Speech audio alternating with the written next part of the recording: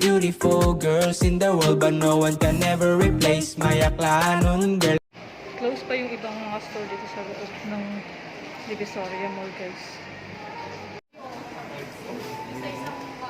Kaso hindi kasi sure kung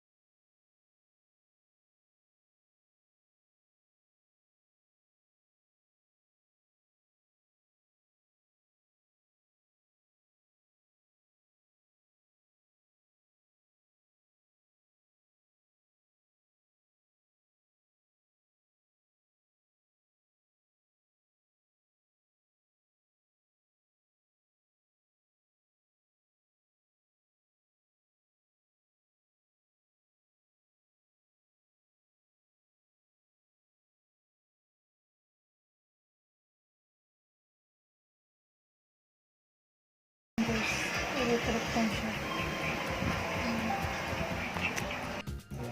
Ito guys, binuli namin 45 isa. Mura siya, diba? Tapos bumili din kami ng wallpaper para dun sa may kusina. Ito para sa may kusina. Tapos ito naman para sa bubong dun sa kwarto namin, para pag nag-video ako hindi siya nakikita yung wall, para maganda tingnan. Kali ito is bawat isa is nasa 130 pesos only. Kali itong dalawa is nasa 260 na. Dun sa mga gustong pumunta na 168-999 Divisoria Mall, yung store lang is 9 to 4 p.m. 9 a.m. to 4 p.m. lang po. Pero hindi po lahat ng store ay bukas. Kagaya dun sa 999 mall, dapat pupunta ako sa supplier ko. May bibilin sana ako doon.